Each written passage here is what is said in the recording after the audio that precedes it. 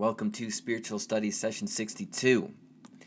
This is a purely comparative religious subject. The question is, what is the path? And when these sessions are purely comparative religious, it is us trying to tease at something between major traditions, between spiritual traditions. So I challenge you as a listener to not get bogged down in one approach as we're going along, but to try to compare and contrast these different takes on the path. And what do I mean by the path? It is this idea in different religious traditions as they blossomed into human evolution of a right way, a proper way of living, a befitting way to live. And the very fundamental aspect of religion is certain core questions, that of which have been touched on before in the course, but what is going on, what is death, and what should I do? And this is the question that we're approaching today. What should I do? And this is certainly not me as a speaker stepping up on a podium to, eventually preach what we should do. But it's to ask this question across different traditions. And my main emphasis that I'd like to push is there's something very ineffable and something very nebulous that can be discerned by talking about all of these approaches to the path. So we start with Hinduism. In particular, we start with Dharma, and it should be said right away, Dharma is more of a concept, and it's not necessarily exclusive to Hinduism by any means. For those who are unfamiliar, the more popular word is karma, right? That of which we do, good and bad, as you do unto others, others are done unto you. This is Dharma, which is this idea of an undercurrent to our social behaviors, an undercurrent to our ways of being, an idea that there is a right way to live, a right way of living. So in all of the potential, if you might approach life to say that you could be anything, then this would be kind of a nil point, because this is saying there is a way you should be. And that way you should be is particular to you. And this is where we see something somewhat uncharacteristic of other religious traditions, offering flexibility to an extent of how you live rightly, live by you. But this has got a twang of a spiritual path, right? Ultimately, if we're going down the road of Hinduism, it is to achieve moksha, nirvana, escaping samsara, what have you.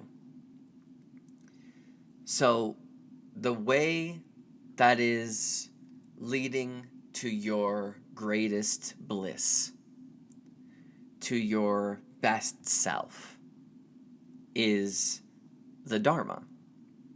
And anything that we do that goes away from the Dharma is a detriment to ourselves and to the world. And as this kind of precursor to major world religions that Hinduism is, we can see how this idea fractals out quite naturally. If we take Christianity as a contrast, you can see the extremism that came to be with the right way through the Inquisition. But it's to say that this concept of Dharma is as old or older than the Vedas, right? Which could be to say, 65,000 BC, 10,000 BC. There is no one sage to point to when it comes to this, where this idea comes from. So it brings into question the ultimate goal of spirituality, right? Say you're on the path. What is the goal? And that's not something for us to necessarily discuss today, but it is to say that here's a path and your goal is moksha, which we'll be touching on later. So it's also mixed into with this idea that there are natural universal laws, that the universe and material existence, energy, spiritual existence, has a way that it goes about things. And if you can just know how it's going about, the wisdom of what's going on, then you should know what to do. And that's the spiritual quest right there, put very simply.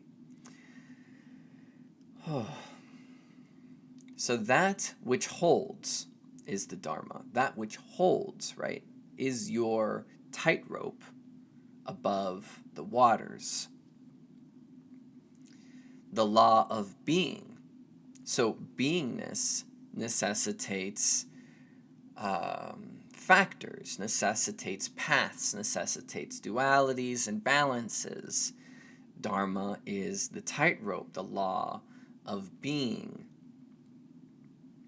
And there is this concept of sanatana dharma, the timeless and universal way, that this dharma is eternal and universal and governs everybody regardless of whatever you are.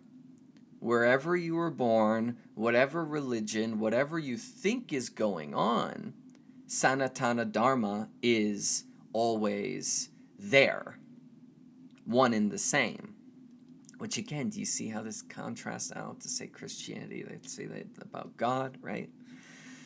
Or just, contrast it with any major religion, really. This universal principle that not only binds or is provided for us, but of course is found in any of the plants and any of the animals and any materiality. It applies to literally everything. The universal principles. In Gnosticism, it's like the aeons. It seems to be the very nature of metaphysics itself. And this time, still talking on Hinduism, is the Kali Yuga, which is not necessarily a great time for the Dharma. And that is to say that now, in this era, as it's understood by Hinduism, is the trickiest to stay on, to follow your Dharma, which gives it a higher prize for those who do. So this Dharma also gives this idea or concept or belief in justice, in karma. So you can see how these things relate. Since the Dharma is there, you can bet that justice will come in time, right? Beyond life, beyond your life, in time, big time. Justice will be had because there is the Dharma. I hope you guys can start to feel this.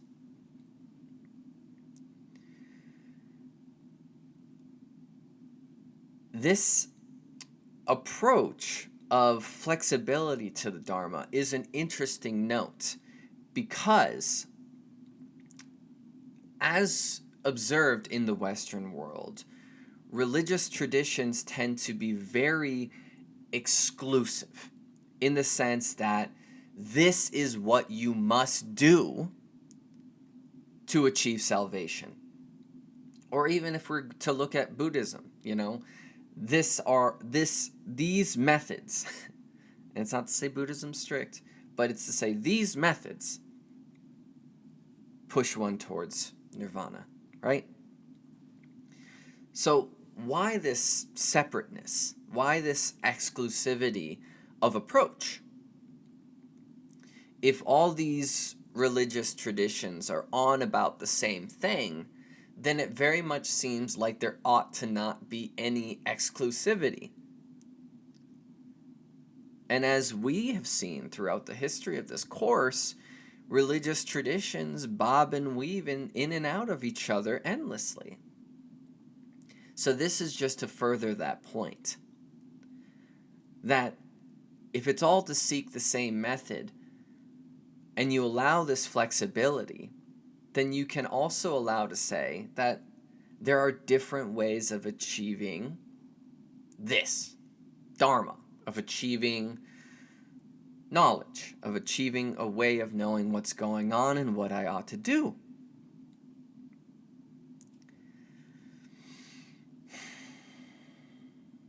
So throughout Hinduism, we can see that Dharma is a kind of central thread concept that is both central and non-exclusive to it, curiously enough. When I said Sanatana Dharma, which I hope I'm saying that right, it's just to add the word eternal to it as one translation, an eternal law of being. Which again, when we translate it, it sounds very philosophical, which lends to the metaphysical aspect. Natural laws to the metaphysical and to the physical phenomena. The physical phenomena as it is a blossoming of the metaphysical phenomena. Within the thought, it is to say that something cannot come out of nothing, and therefore the universe is a manifestation of something divine. That is the Sanatana Dharma.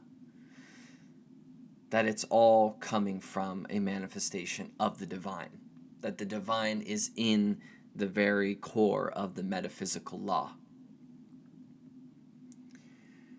So we seek it.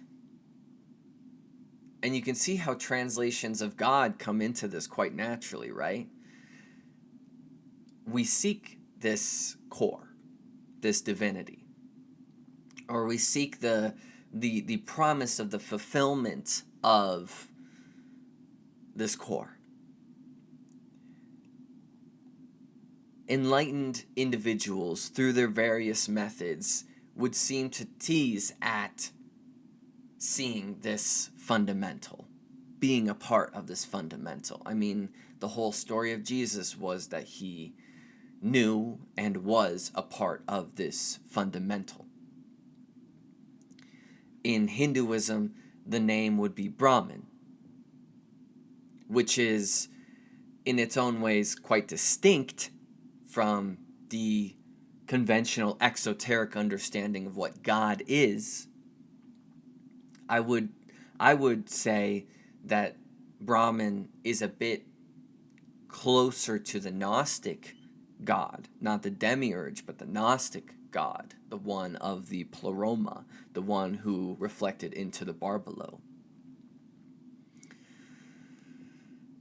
So, to embody the Dharma, what would that do to you, right? And the idea is that it makes you beneficent. It makes you altruistic to an extent. It makes you love others. This is at the root of how people criticize Christianity. They preach love, yet they bring war, right? They preach that you should care about all people, right? And then they act like this. That's the loss of the Dharma. So to emphasize this earlier point about the flexibility, there have been sages in the past in the past of Hinduism, not to go down the alley of all the different names, but there have been sages that have denied the existence of the Brahman, right? Basically denied the existence of God, yet they have been prized as sages. Another sage that was preaching atheism, non-deification, and was made into a sage. Another sage that was preaching that there was no reincarnation, there was no rebirth, and he was made into a sage. All of them still prized for their wisdom, that they brought forth their Dharma. And so this is the tease here, is to say that, if we were to disagree about something seemingly uncompromisable, fundamental, right? Disagree about the nature of there being anything divine, right? Disagree about the nature of just religion and this whole topic, and to say that if you disagree with me fundamentally here, that we can't talk, right? No. That is to say that the truth is, the nature of the blind men feeling the elephant, that your other take is just as true as my take. And for both of us to be able to make union through that kind of mutual understanding, that we both have a rightness and a wrongness, that's not a good way of putting it. I hope you feel the tease here. So this flexibility, I feel like, is a very sharp point for this discussion, that the Dharma has different ways of its truth, which is kind of a way of getting out of, anyway. This is all to say that this world within Hinduism is believed to be upheld by this law, that everything is branching out from this law, that to follow this brings compassion to individuals, that to follow this, lead in yourself towards it, is your way of achieving good karma. If you were on the Dharma, you would have good karma. There's no way. It's the denominator of karma.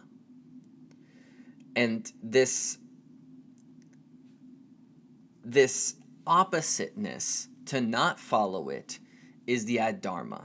The adharma is being off the path, going against, and that is a great way of bringing wrongness into yourself and into the world.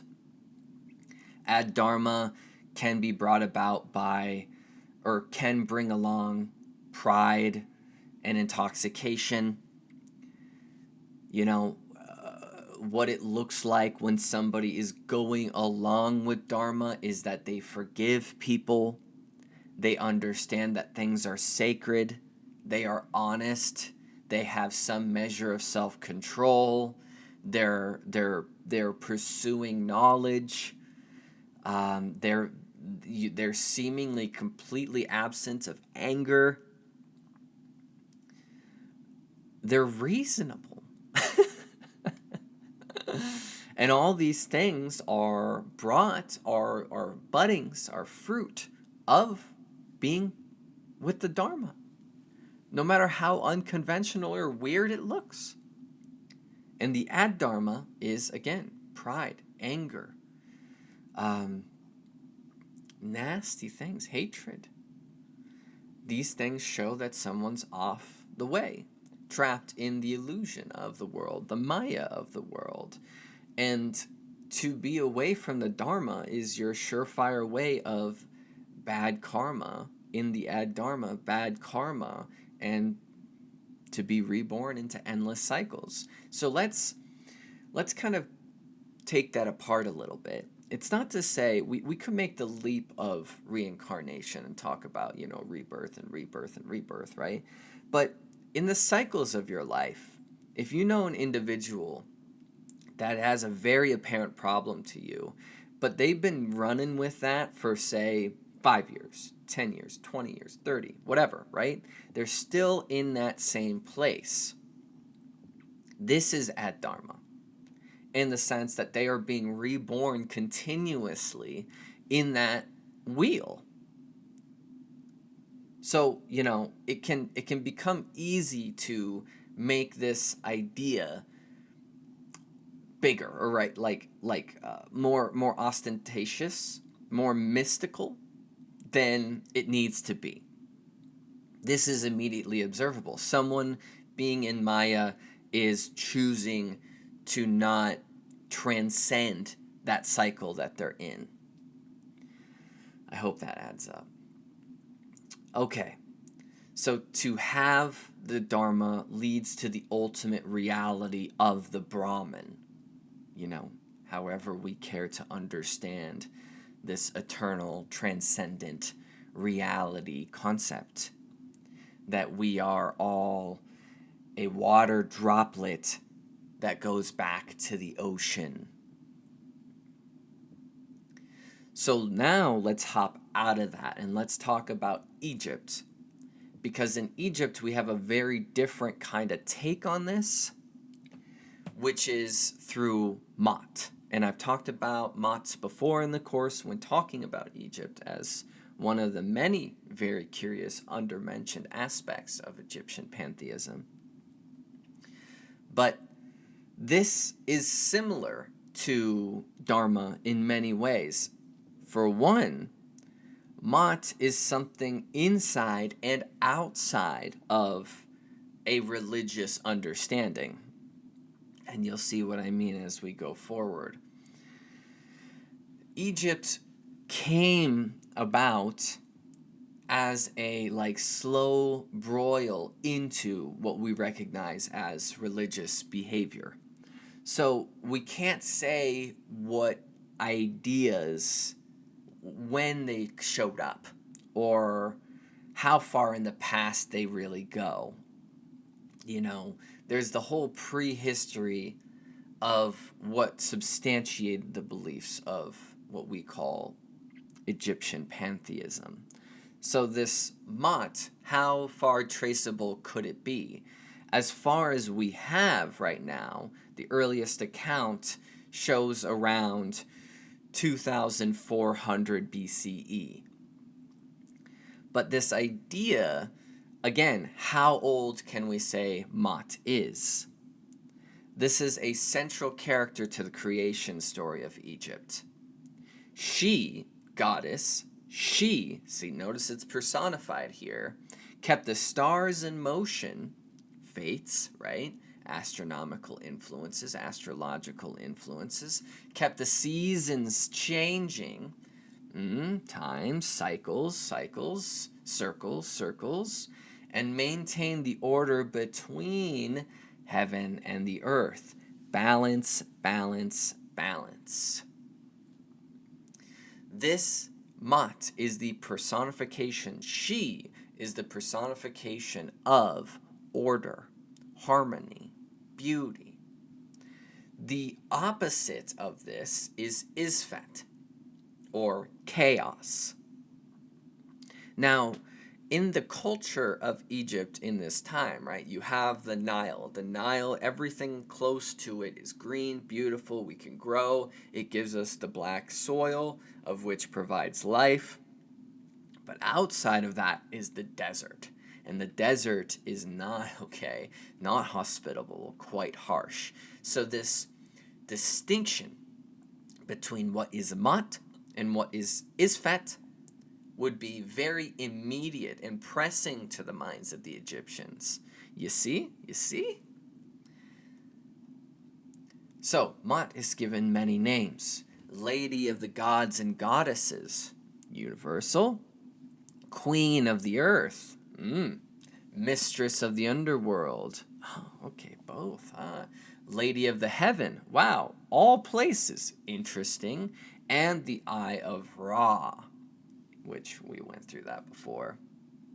The everlasting goddess, worshipped by pharaohs, given specific followers in the Lords of Ma'at who act as judges. They would paint their tongues green when they were to speak truth or judgment, because green is the color of the vegetation, which is brought about by harmony, which is why in esoteric and occult traditions, the color green means balance. Ma'at being a fundamental basis to the Egyptian culture, to keep harmony, to keep order. And as I've spoken on before, and I'll speak on here, the idea was that if we don't do everything we can, the world, the universe, can be plunged back into disorder. The sun can be swallowed up by Apophis. And it's all over if we don't feed order, if we don't keep order, if we don't do right by ourselves and everything that's going on. So, exoterically, this is the idea of law in society. Law is to, ideally, hold up the order. Ideally, and we can see, where law really takes us away from that now. And this is philosophy. Philosophy, the idea of wisdom is that wisdom keeps things in order.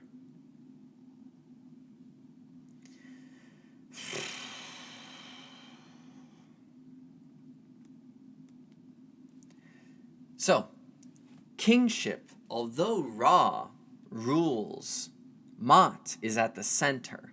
So, we can always play into that card about who's the bigger boy here, right? I mean, we had Heka. Heka was the fundamental behind all fundamentals. And although you have a king, Heka was beyond everything. And in this sense, Ma'at can be viewed as beyond everything. If Ma'at is order, Ra only stays in power, i.e. the sun, right? Only stays in power because there's order. If Isfet takes over, Apophis swallows Ra. He's contingent on order. So, technically speaking, within the mythos, Ra is the father of Ma'at. Shu, the air goddess, is the sister, and Thoth, or Thoth, or Thot, depending on who cares to say what, is the husband, which can be thought of as the Mercury or moon god, depending. Thoth has tremendous implications in esotericism, most notably through the pseudonym, not necessarily pseudonym, alternative name, Hermes Trismegistus. The reason the universe exists, essentially, is Ma'at. So, obviously, we can get metaphysical here, which is pointing us back towards that conversation of Dharma. The metaphysical order of it all.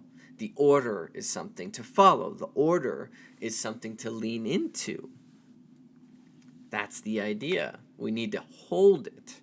And exoterically speaking, this is conversations of the afterlife. The afterlife is a consequence or is contingent of the laws or the order. That's why there's this idea that, one is judged at the afterlife, which is what Ma'at does.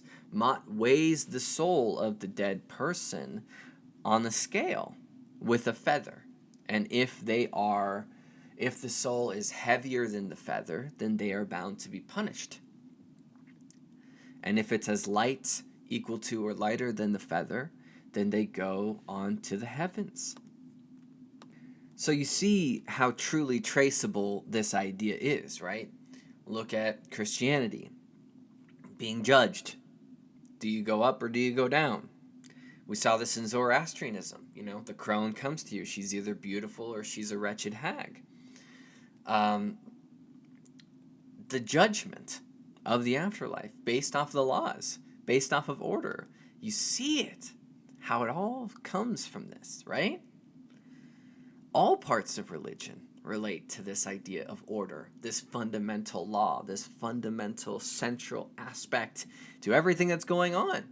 The movement of the stars, the movement of the planet, the movement of the moon, the cycles, the calendar, everything is order, rules, laws. It's all a part of it. Your relationships with other people are bound toward order.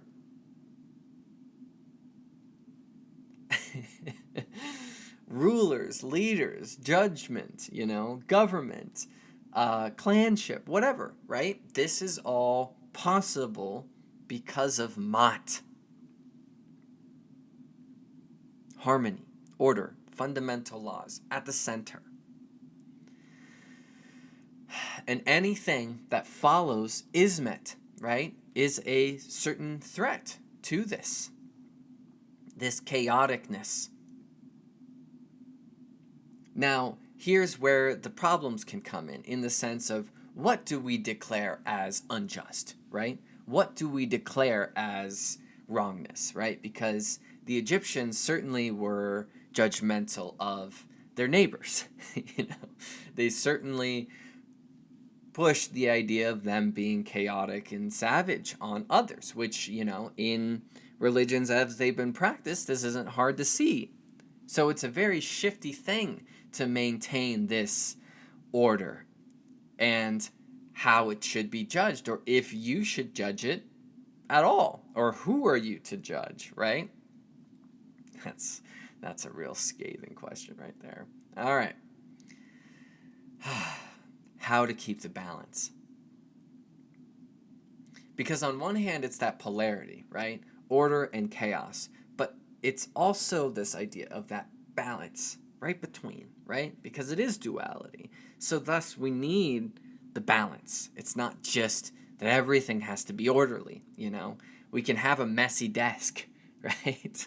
Things can be, you can be a little grifty sometimes, right? Or, sometimes things are built up that need to get ripped down. So it's about the balance. And where's it at? Where's it at? Where's the path in all of this messiness?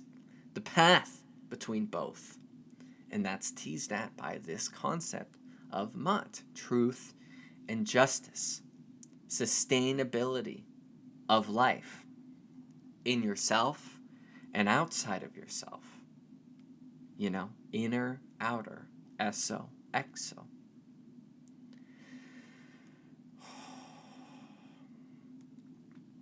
So, of course, the depiction of Mat is that she's beautiful. She embodies the beauty of what the Egyptians characterize as beauty in a woman. And always has this feather. And the feather is that lightness. So when someone achieves awakening, nirvana, moksha, or whatever, or, it becomes Gnostic, or whatever word we care to apply to that, they are always said to be light. It's literally called enlightenment. So to become light, another way it's been said is that they feel like they're floating a few inches off the ground. To be light. So if Dharma, if chaos is something that attaches anger, resentment, hurt, and we keep that in us, it makes us heavy. But if we can let go, and follow the way, right, in this letting go, that is to become light, like the feather of Mat. And so her wings, right, outstretched. And of course, she's carrying an ankh. And, it's not my job to go into that stuff today.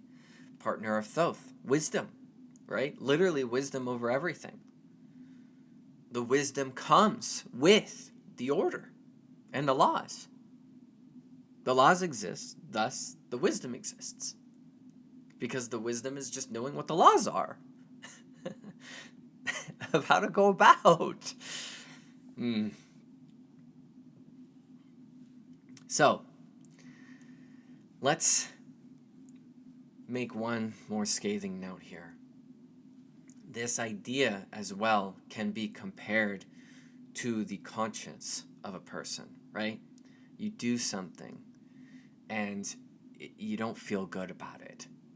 That's your conscience. So this is thought as this could be analogous to this idea of mat. It is your gauge of the path, of the harmony. Your conscience weighs heavy on you, or it doesn't weigh on you at all. And that depends on what you do. So if you go with it, right? If you allow your conscience to be light and you do the work to make sure it stays light, then that's Dharma, or that's mat. So let's jump traditions again. And we are going in order here. And what I mean is it seems roughly that these concepts are being brought up in chronological order, right? Technically, there is some competition between the concept of mat and Dharma, but we shouldn't talk about it in the way of competition. Anyhow, this idea comes seemingly later, or this word comes later, and that is the Tao. And of course, I have to caveat any conversation about the Tao by quoting the Tao Te Ching, and it's saying, one who knows it does not speak, and one who speaks it does not know. The Tao that can be spoken is not the constant Tao, is not the eternal Tao. Paradox, right from the gates, right? Which, the true fundamental nature of things is paradox in the sense, and that's why the first card of the major arcana is the Fool. It is and it isn't, right? The Tao, etymologically meaning the way, or the road, or the path, or the course, or the method. This idea can be traced back to, say, the Zhou dynasty, BC, basically, just shy of the BC, a few centuries before the BC. The character of the Tao is a sigil, or is, the character of it shows an individual moving along the path. A path, the way. To translate, it could be a translation of the way. But of course, if you have followed any of the works of Alan Watts or read any books on the subject, or even went about the Tao Te Ching, or the Zhuangzhou, then you know that this is not good to translate it so directly. It is a mystery what the Tao is, and that is its beauty. That is the benefit of it, is that it's a mystery. It is the thing that underlies the opposites, underlies the duality. So you can already, with our conversation so far, you can already get the hints that I'm going for here. This is a very subtle talk, very, very subtle. This way, this snaking, serpentining way between order and chaos, right? Between the dualities of things, between knowing and not knowing, yada, yada. The way between the Tao, the way, the path, the road upon of a person traveling, wayfaring down the road. It's also could be thought of as a sort of education, an education in morals. Daoism as an education in a way of being, which you could say that about any spiritual tradition, really, or a philosophical tradition, equating someone with an approach, a perspective, a way of being. What should I do?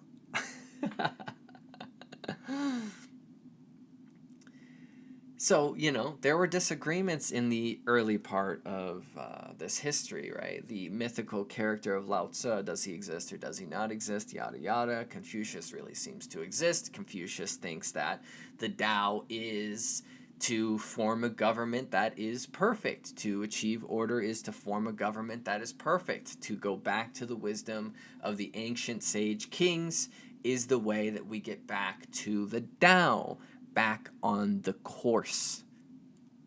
And then Lao Tzu and Zhuangzhou, they're quite not that, you know. The ideas of ruling over people is not the way.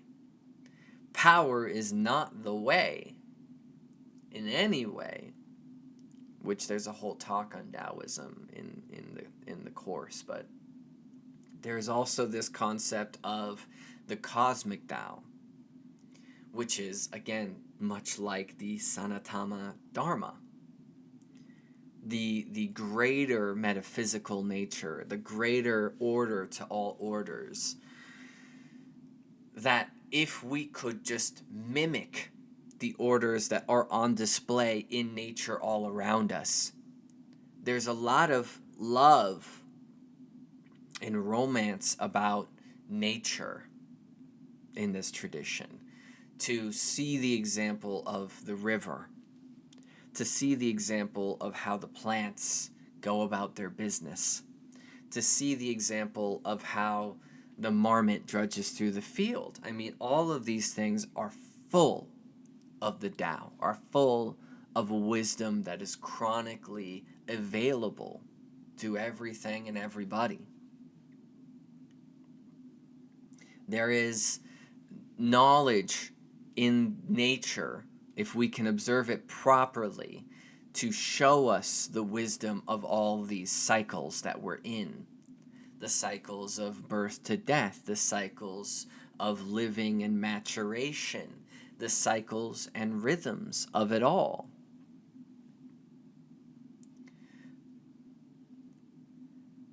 So the Tao is this word that, and philosophy subsequently, that wishes to tease us back into allowing change,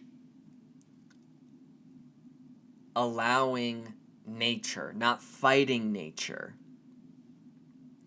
So you can see there's some butting of heads here as to what is the path and how does the path go. And that's not to say that this whole thing is defeated by that, but it's to say that it's a very nuanced subject. Because in Daoism, it would be to say that if we don't, what we need to do fundamentally, in a very real way, is we need to go with nature. We need to go with the cycles of change. We need to go with what nature is doing. And that is the Dharma, and that is Mat. That's the order of the world, is to go with that. And us resisting it, us coming up with our big, funny ideas about what the world looks like based off our egos, you know, building up these towers of ours, is ad Dharma, is Isfet, is the chaos. The Tao is this reality that we're ignoring. The flow, the flux, like Heraclitus, the flux, everything changes. And as opposed to us viewing the fact that everything changes as a detriment, it is saying, go with it. And that's why there's always this wisdom of the water. Be like water, my friends. But what does water do? It goes with it. It goes with it. The reed is easily bent, but not easily broken. Be flexible. Flexible. Like the Dharma. The cosmic Tao, immanent, omnipresent, always emerging. However, here's a distinction. It is not a supreme God that rules. It loves and nourishes and provides for all things, but doesn't lord over them. It's always there. And it's not forcing any hands. It's not making anybody do anything. You can just go with it if you want. That's why I think of it, that's why it feels more nurturing than anything. But it's also indifferent to what you do by a certain understanding within this tradition. It's indifferent whether you go with it or not, because it's going to do it. It is it. It is all that's going on. It's indifferent whether you, as something, a part of this whole thing, goes with it or not, because it's going to go. And it manifests itself everywhere and also spontaneously. Mysterious transformations. It cares about everything equally, in the sense that it's there. It's just there. It's not prodding or personal.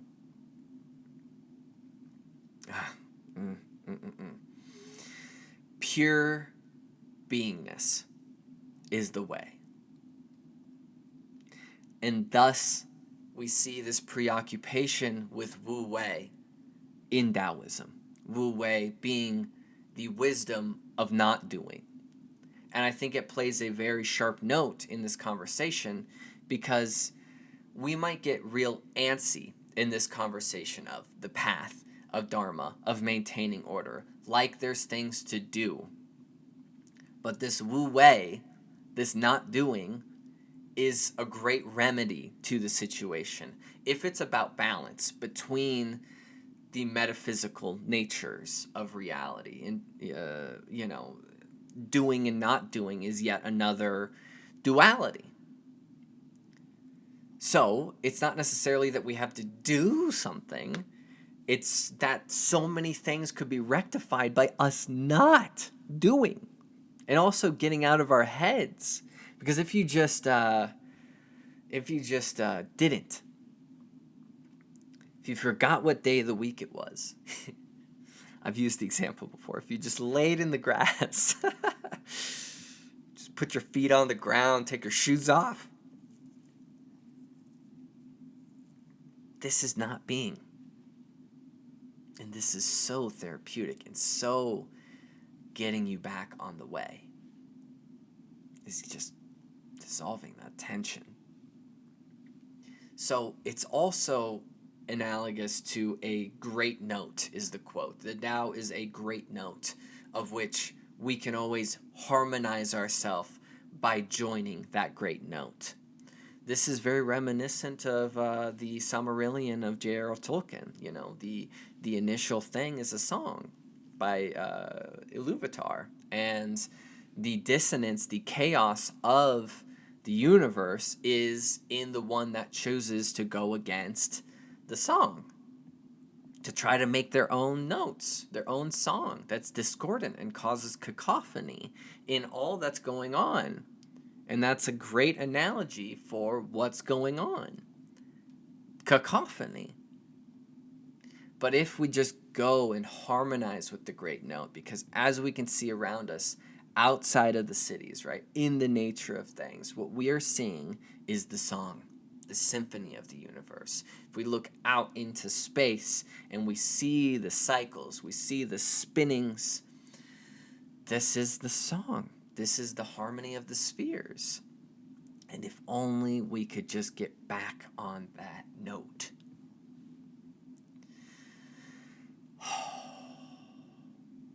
So is it to say that there's a will of nature or a way of nature?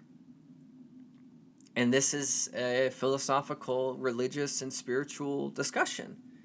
Because if there's a will of nature, that implies this personable, fundamental, metaphysical aspect, which is more indicative of the concept of God, that it's judging actively, and that it's has a will, that it must go this way. But if it's like the Tao, then it's to say that it's not willing, it's just the way it is. So, semantics here, or Particulars. The wise seem to be most acquainted, regardless of any culture, seem to be most acquainted with the ways of life, right? They've lived a long time, they've paid their dues, they've gone through major cycles, they've been wrong, they've been right, right? They've been through so many cycles, and that's what has earned them wisdom, which would be to say that they're going with the way now. That's how they have the wisdom. To become a vessel for it. And this aspect of the Tao, I should mention, goes with and interestingly bleeds into Europe in very curious ways through Oriental Hermeticism. And you do see also with Epicurus, who is almost at times, the Epicureans seemingly are almost quoting the Tao like in translation. So this it's just to say that this has also been something, this idea and approach towards the divine has also been something well integrated into the Western world. But we know what wins out, and so this is where we have to talk about this briefly, this idea of the divine plan. And so jumping over to Christianity, we'll look at the Bible, and it will say in Romans, I will have mercy on whom I have mercy, and I will have compassion on whom I have compassion. So this is the idea of the one who wills, that the fundamental metaphysical nature is something that is pushing, the way, right? And is quite off kilter if you're not on the way.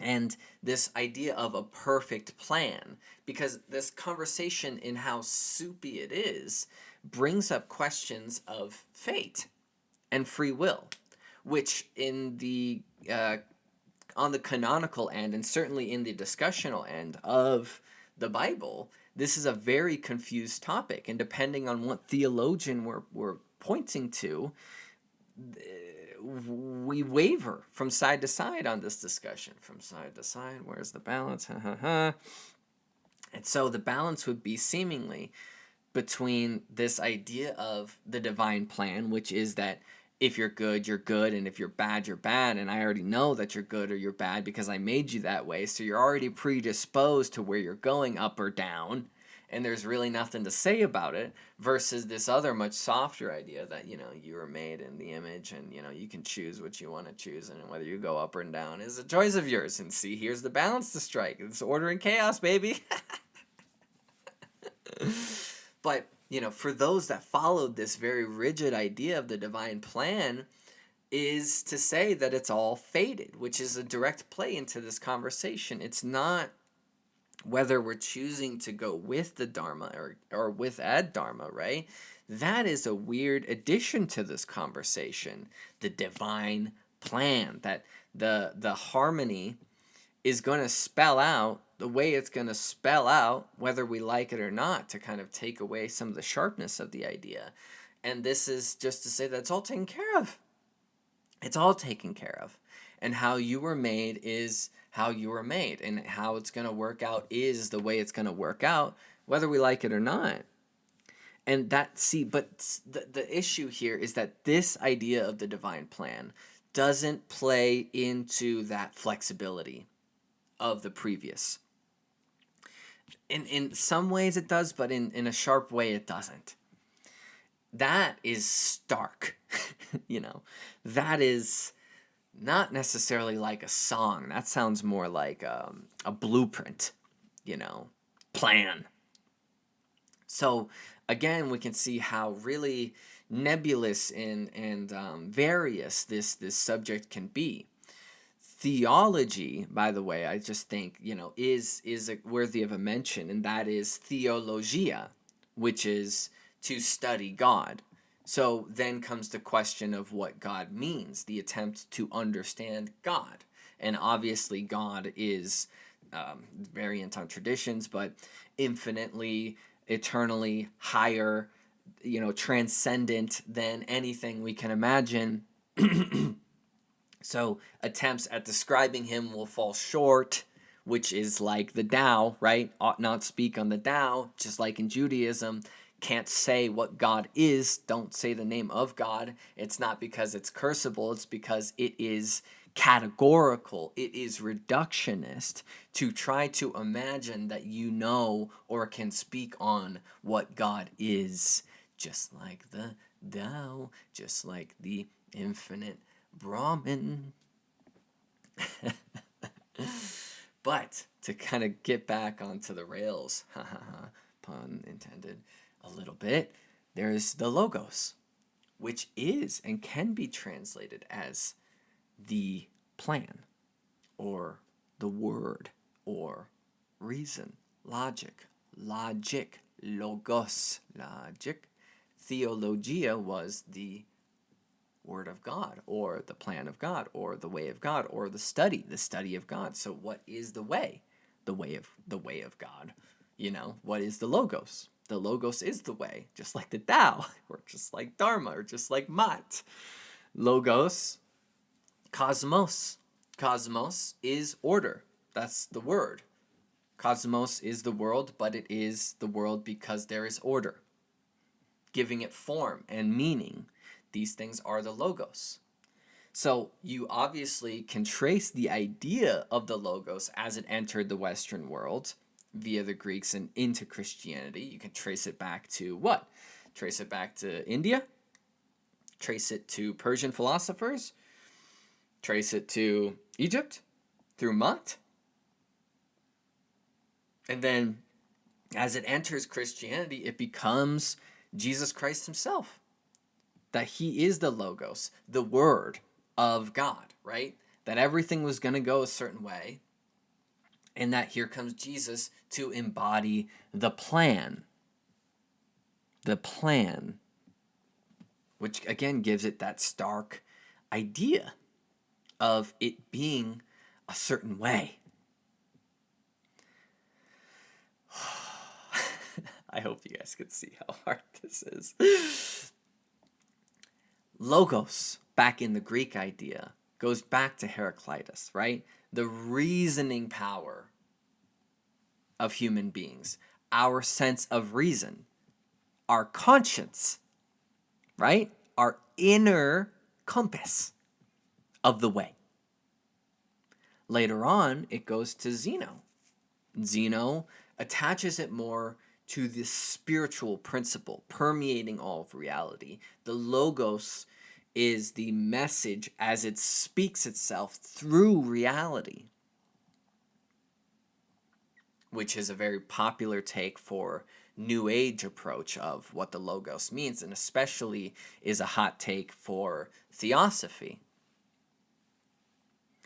The nature of the soul, the nature of God, the nature and soul of the universe is the logos.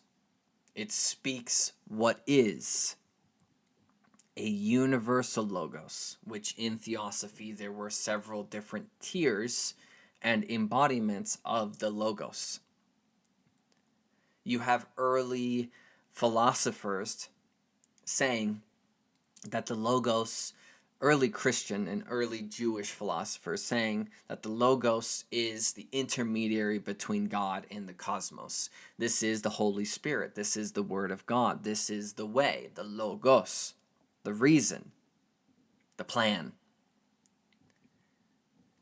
the intermediary between that makes these things translatable. It is immanent in the world and is also transcendent. So it's it's both, right? And so, the word incarnated and made flesh. Greek logos became flesh, materiality. Jesus manifests as the word of the Lord, as was all part of the plan.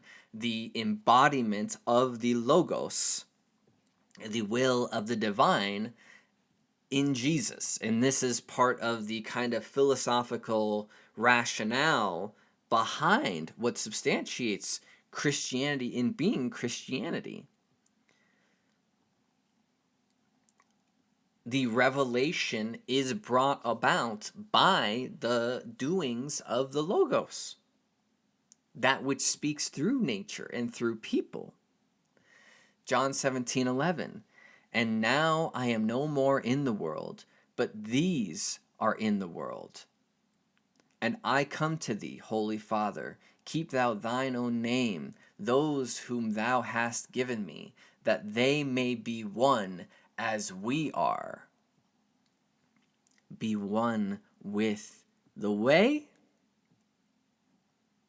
So obviously there is a different kind of flavor to this take on the way within Christianity, because you have this fear God and worship God simultaneousness within the idea of the divine plan, right?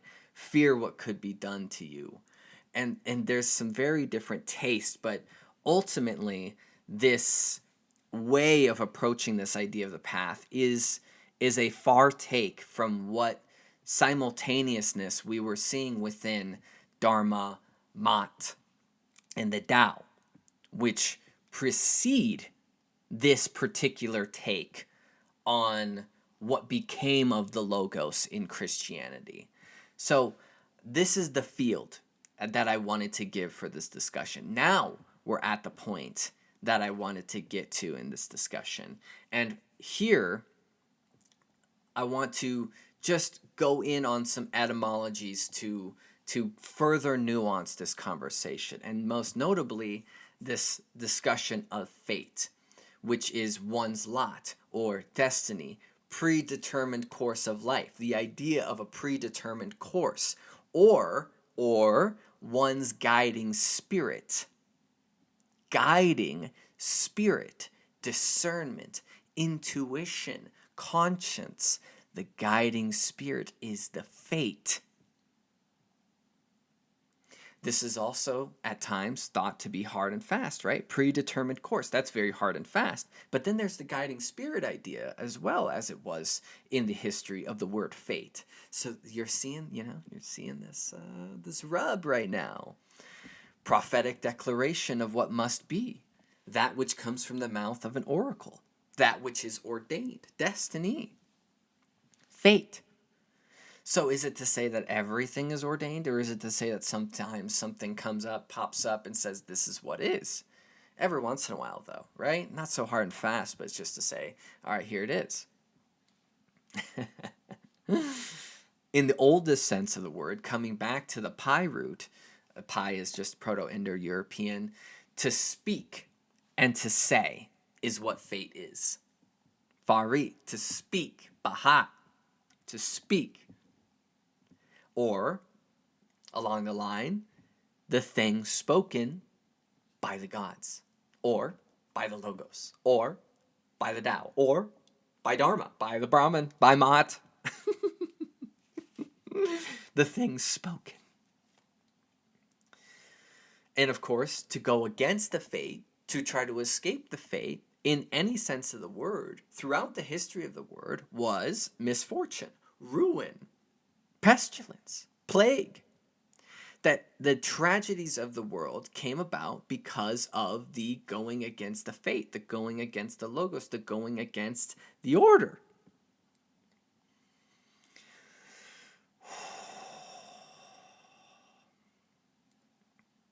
There's another sense, too, if we talk about fate, in the sentence of the gods, right? In the Greek way of thinking about it, the supernatural predetermination, that which was, again, spoken.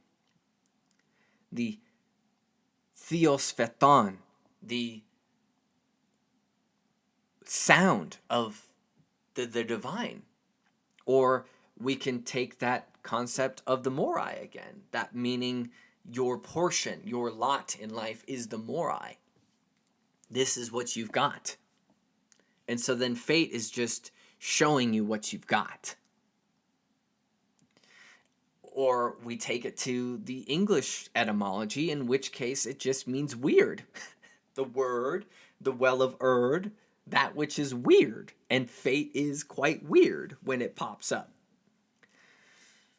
I'm going to wrap all this up. If this sounds confusing, I'm going to wrap it up. I really just want to make some things known here. So the soul as well. The soul, as we talked about before, the etymology of the soul, the only believed idea of where this word comes from is a word that means coming from or belonging to the sea, which is water. Everything as it relates to water, right? From the lake, another way of saying Sawes, the sea. So what, your soul believed to be this substantial entity that feels and thinks within yourself. It wills and it has a conscience, has an intuition, the spiritual and emotional part of yourself, the part that makes your body alive. Otherwise, you would just be gross matter, gross materia. So if it's from the sea, this hints back to this idea that the soul is like water. Be like the water, my friends. Go with the flow. Let go. Your soul wants to go along with the change, with the Tao, with the thing, the path. And your detriment is when you are acting against your own soul, going against the water, being a rock in that river, being a clump in the paint. But the question there is, based off of all these traditions, is how punishable is that? Is it you punishing yourself, or is it to give it this very sharp seriousness of the outer things coming to punish you, the big boy, And this is the sharp note that I want to touch on, the intuition. So you get a gut feeling things, right? If you have a decision to make, you think it's about reason, and you have to give reasons to people. Reasons come after the fact. When you explain why you made a choice you made, that's only because somebody's expecting you to say something about it, or you're preparing reasons to package it properly so that people accept the choice that you made. But no, what comes first and what is most fundamental is how you feel in making that choice. You get an instinct. You get a feeling. Where's the feeling come from? Who knows? Well, maybe it came from the logos, maybe it came from the Dharma, maybe it came from the soul, but our word is intuition, which is insight, immediate cognition, spiritual perception, intuition. Tuition, terii, is the tutor. To watch over is what that root means. Meaning inward. The inward tutor, the one who watches over from within. Does that not sound like the soul? Your discernment, your intuition is a nod to the God, is a nod to the soul, is a nod to the way, and that this thing within you knows the way. This is where the power is. Your own insight. It's in you. It's not out there.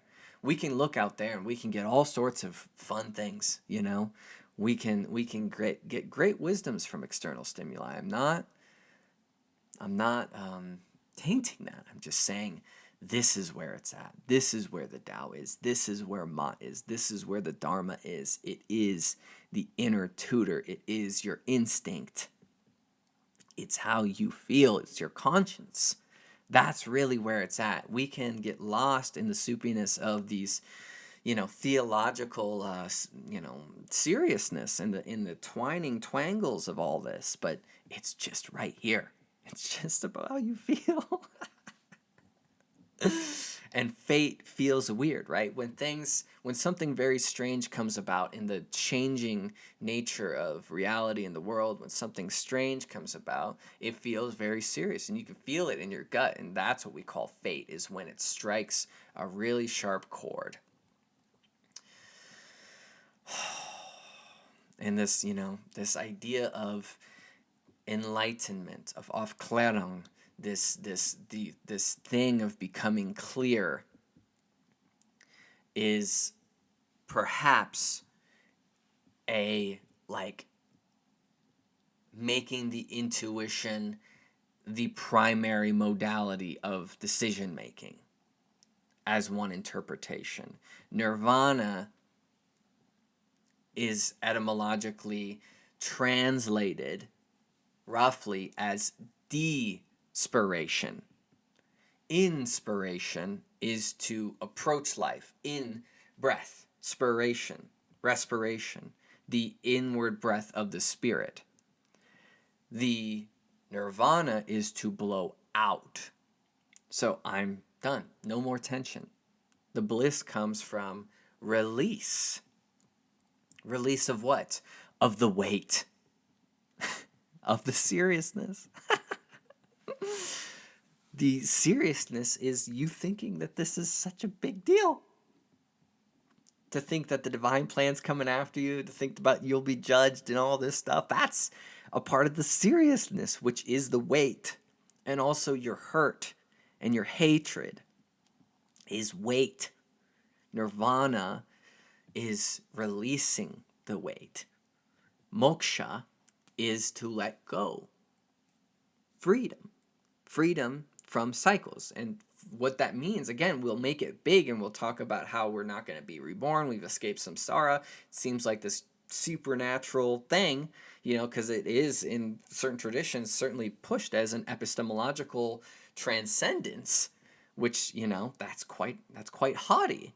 But the realization of yourself, and by extension, the realization of the universe. And that is just to say that you are clear about the path. You recognize where you are and what you ought to do. Not ought to in the sense of plan or that you feel like it's work, but you see what's going on. So the question at the very fundamental basis of this whole conversation was, what's going on and what ought I do? And something about your intuition, something about tapping into your inner feelings and your instinct, and just feeling things out from there, allowing change, allowing the flexibility of what you identify with and about and blah, blah, blah. Flexibility in the sense that you allow flexibility because the nature of this is change. If you do that and you let this stuff go, let it go, the seriousnesses of the world, the concepts, that this is a way of achieving potentially clarity. And all these religious traditions are saying this is what we are hoping you get to, right? Because the ideal of even in Christianity is that you are kind, you are giving, and that you are this light person. So how do you get there? Is the guide, right? And any of these religions is going to offer a guide. Here is how it's done. Now, some of them are a lot more cagey about it than others. But they are all a guide to the path. And that path, as I've hoped this is illustrated, is very variant. It is dependent on the individual. And accordingly, it's very nuanced.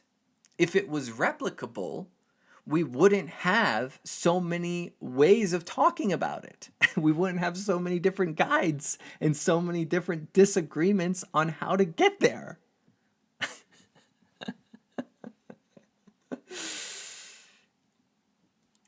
So, novelty and individuality are key on the idea of the path.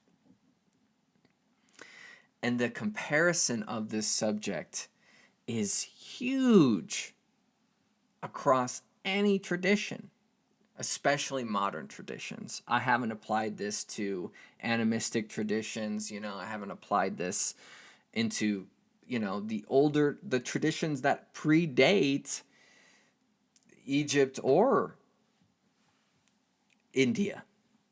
But this is just to say that in interpretation of the modern major religions and in interpretation of even things like occultism or any of the spiritual traditions given in this course, this is, or beyond, of course, this is a lens.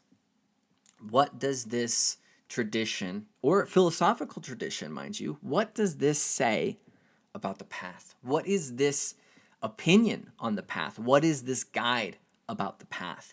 And all of them are contributing to your path. You don't have to hop in and say this is the one. If it fits, it fits. But intuition is your guide. So this is how it bleeds back into the former discussion on alchemy, is that they were going their own way. They were experimenting and messing around and feeling it out what it was for them. And they often, most often I'd say, would take from traditions but make their own way about it. And this is the way of the soul. This is the path towards individual clarity, it would seem. So I hope this has been as significant for you as listeners as it has been for me to study.